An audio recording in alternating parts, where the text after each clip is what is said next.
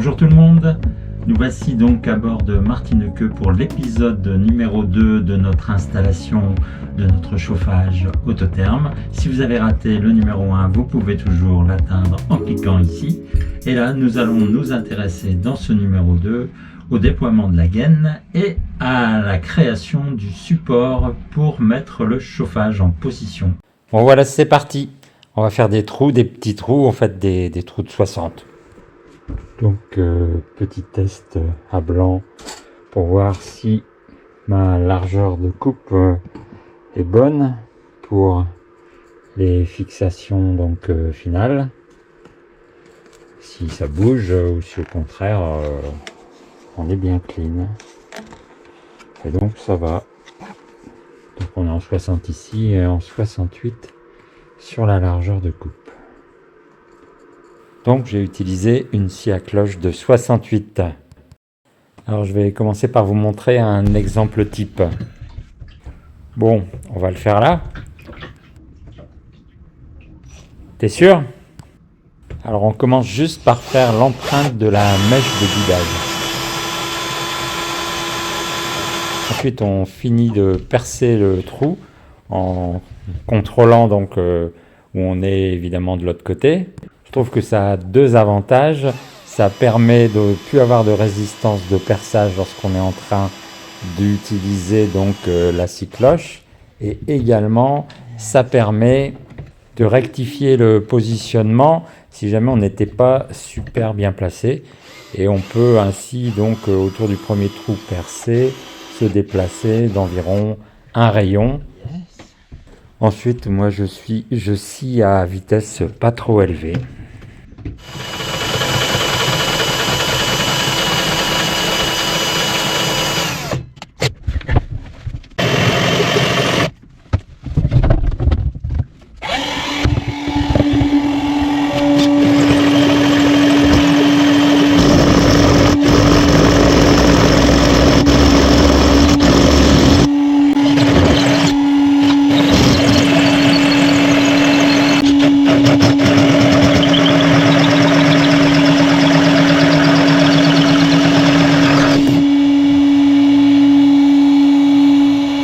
Ben voilà, on a un trou. Alors on passe la gaine et on vient y mettre le support de terminaison. Alors de l'autre côté de la cloison, on a bien également positionné le collier qui va finaliser la jonction.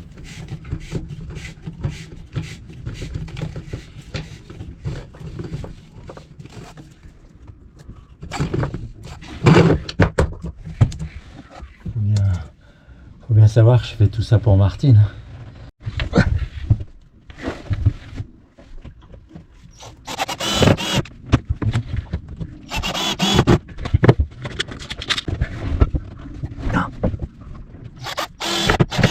Yes.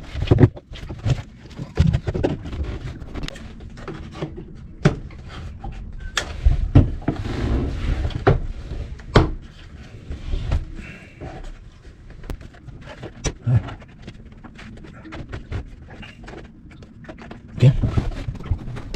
Alors nous proposons ici de faire le parcours complet de la gaine depuis la chambre avant jusqu'au moteur. Alors ici je suis appuyé sur une petite planche qui sert à protéger les tuyaux qui sont en dessous.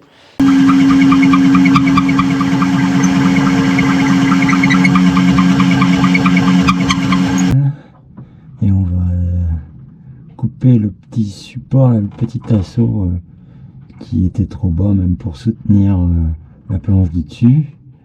Tout va venir avec, nickel. Donc au fur et à mesure donc, des trous, on va faire avancer la gaine et on la coupera pas tant qu'on ne sera pas arrivé au moins à un aiguillage. Allez. Ici on est en provenance du meuble de salle de bain.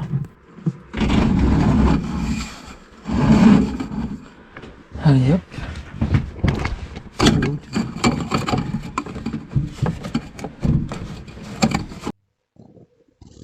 C'est ici qu'on descend d'un niveau pour se retrouver sous la banquette.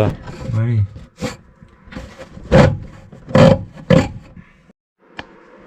Bon, alors on en était hier soir à la simulation suivante. Donc on arrive là, on a notre aiguillage et on va mettre une bouche quelque part par là. On abandonne l'idée de traverser, pas la peine de remettre de la gaine pour rien. Sauf que si on met une bouche de sortie par ici, comme à cet endroit là,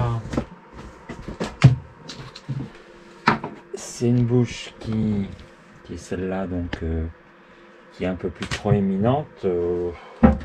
Bon, ça risque un peu de faire du contact.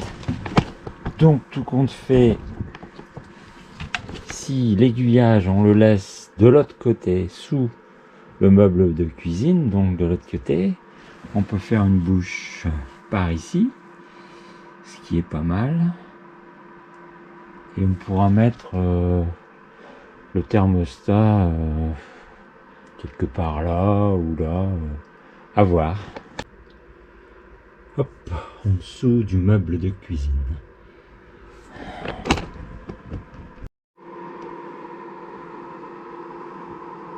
Donc déjà un petit trou pour voir si c'est bien ce qu'on avait mesuré.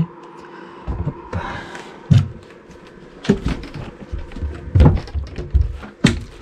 C'est qui donne ici. Ah ah. Ah bah non. Je suis là. Donc je suis pas assez décalé. On va le faire. Ouais. 5 cm si c'est jouable.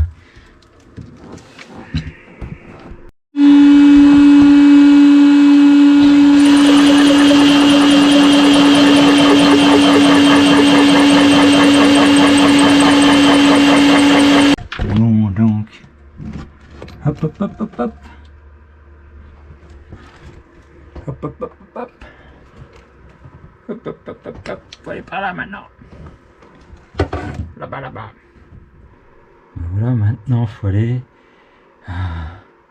dans le bloc cuisine. Bon.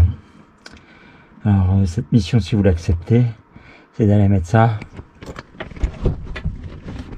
au bout là-bas. Ok. Ok. Alors tant que la gaine n'est pas coupée à l'autre bout, ben, ça permet de la tirer un peu plus et de la mettre à l'extérieur, ce qui va faciliter grandement les opérations. Et à la fin, donc, on repoussera l'ensemble, on tirera le surplus de gaine, là, donc on fera un peu machine arrière sur celle qui vient de la chambre avant.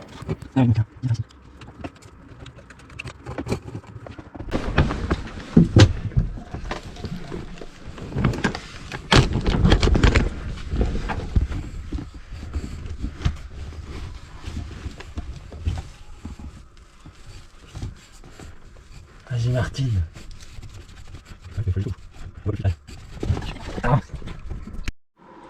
Alors on va pouvoir mettre la bouche orientable du carré.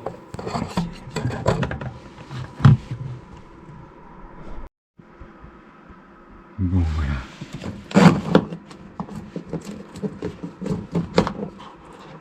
Hop. Donc là on va percer sous le meuble de cuisine pour permettre l'arrivée de l'autre morceau de gaine qui lui va venir de l'arrière. Et ben il fallait quand même l'agrandir.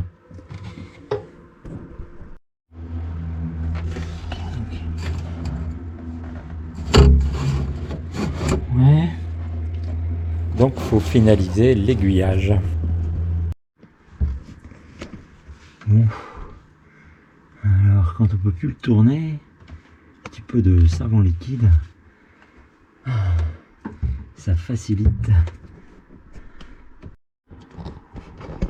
Quand tout ça c'est fait, on repousse l'ensemble et on va l'accrocher au plafond. De ci, de là, on accroche la gaine. Bon. Alors on est dans la chambre arrière.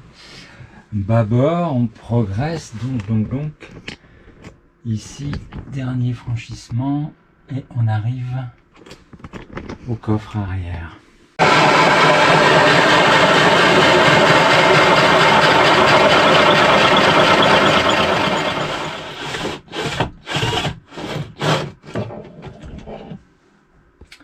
Et la lumière fut.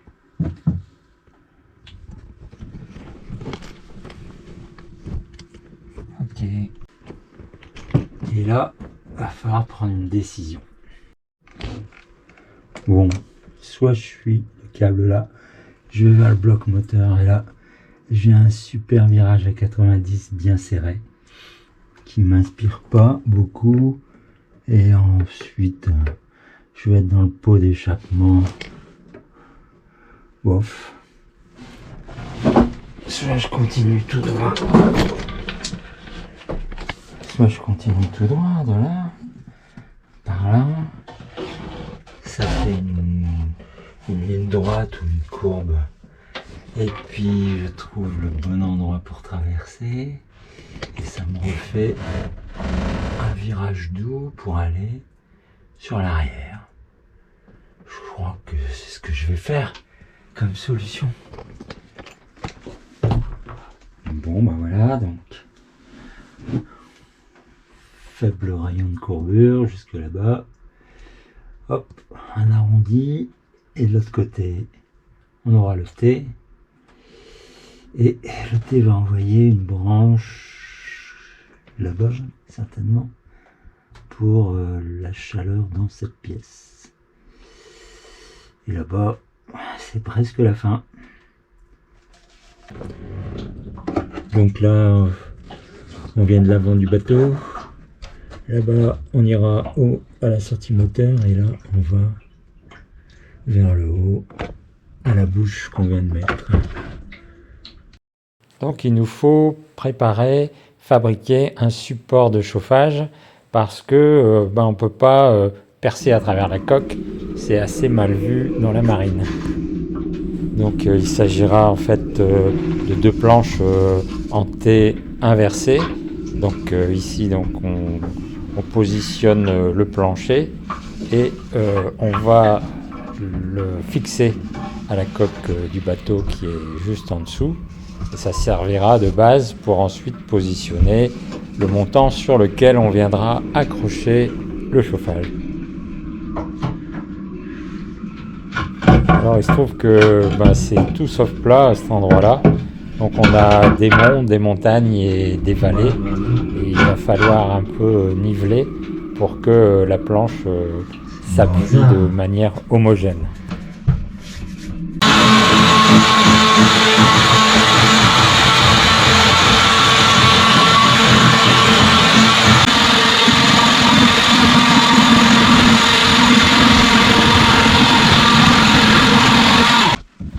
Donc on ratiboise les montagnes et ça a un autre avantage, c'est que ça prépare l'adhérence pour tout ce qui va être résine par la suite. Donc là on va maintenant boucher les vallées de ce paysage lunaire, donc les cratères. Donc on utilise une choucroute, c'est-à-dire un mastic polyester renforcé donc avec des paillettes de fibres.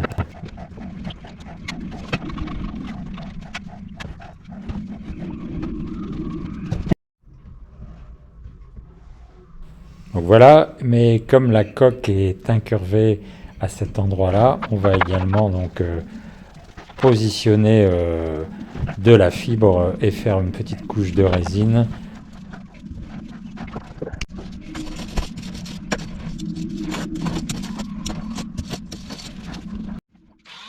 Donc on ponce autour de la planche, là où les tissus vont devoir s'accrocher. Donc voilà, ça c'est ce qu'on veut faire. Donc du mat 300 pour l'accroche et ensuite 2 bandes de Roving 300 pour la consolidation.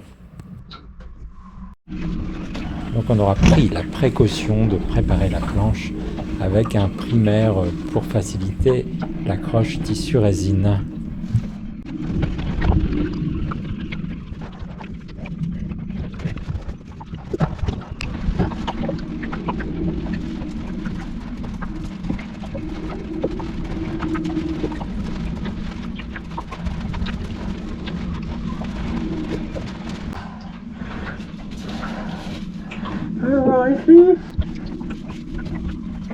Voilà, donc le 300 de mat de base est en place et on a ajouté donc les petits relevés et ensuite après on met les bandes de roving également.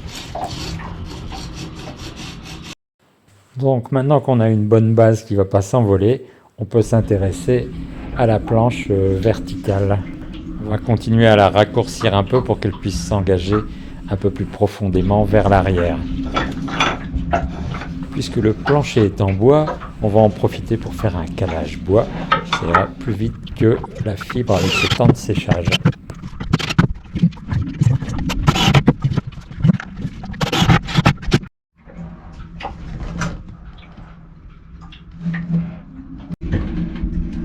Ah oui, j'avais les câbles de commande du moteur Volvo Penta qui passaient là, donc il faut que je les libère pour qu'ils puissent reprendre leur position de départ.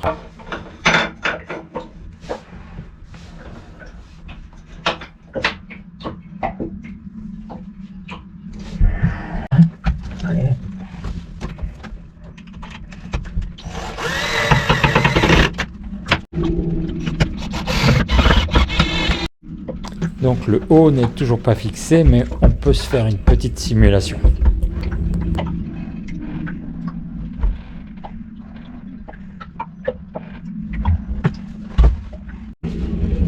Alors voilà, c'est parti pour l'accroche en haut. Donc on va reprendre notre choucroute et on va donc la bourrer dans les espaces entre le plafond et la planche pour obtenir un beau joint.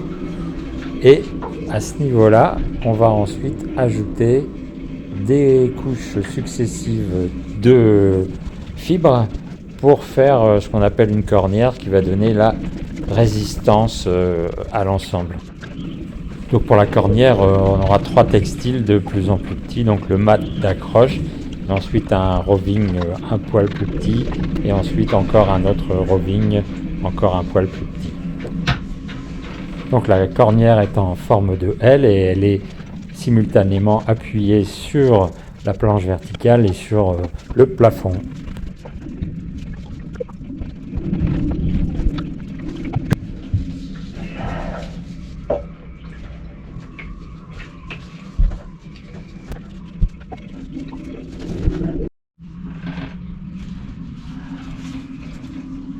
Bon alors séquence finition, bon, moi je dis que c'est propre.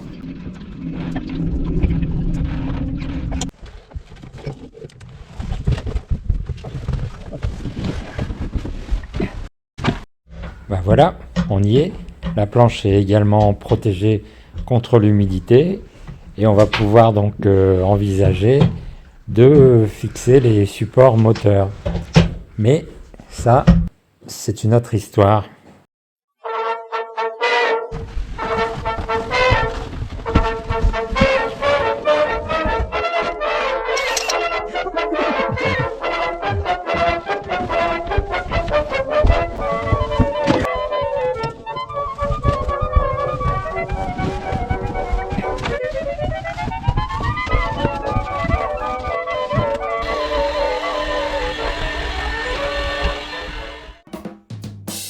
Voilà, donc la prochaine fois pour l'épisode 3, on pose le chauffage et on le connecte à tout ce dont il a besoin.